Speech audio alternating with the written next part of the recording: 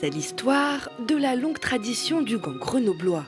Elle remonte au Moyen-Âge, mais elle a connu son apogée au XIXe siècle, avec ses gants de luxe féminins destinés à une société aisée. L'exposition Fait main quand Grenoble gantait le monde ravive les souvenirs d'une mode aujourd'hui presque éteinte. À l'époque, on ne sortait pas sans ces gants. C'est ce que l'on voit tout autour de nous. Des gants d'apparat qui étaient portés lors de bals, lors de sorties à l'opéra. À l'époque, on n'imaginait pas, en tout cas pour ces femmes, sortir sans être chapeautées ou sortir sans porter des gants. Fabriqué à Grenoble et en Dauphiné, le gant était surtout à destination d'une clientèle parisienne, new-yorkaise et londonienne. Ici sont exposés des gants parmi les plus belles pièces issues des collections du musée dauphinois.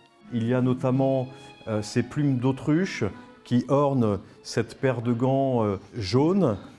Vous avez aussi une paire de gants dont vous avez là un exemplaire qui a été réalisé au moment du sacre de la reine Élisabeth II au moment de son couronnement, donc en 1952. Jean Stradieri est le dernier gantier de la capitale des Alpes. Il se bat pour préserver le métier et a obtenu son titre de meilleur ouvrier de France afin de mettre en avant la ganterie à Grenoble. Dans l'exposition, un atelier permet de découvrir les outils de ce savoir-faire local, comme cette surjeteuse plus que centenaire. C'est des machines qui font un point très fin.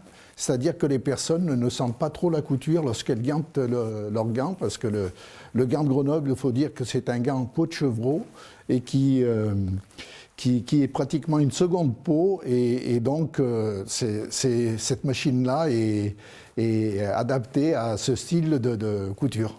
Mais avec l'industrialisation, la plupart de ces outils ne servent plus à la fabrication de gants. C'est une petite main mécanique.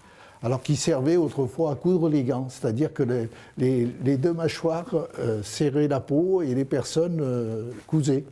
Et ces mains chauffantes servaient à les défroisser. La plupart du temps, le gant est cousu à l'envers, on le froisse un petit peu, et là, le fait de les passer sur ces mains-là, ça rend le cuir lisse, et les gants sont prêts à la vente.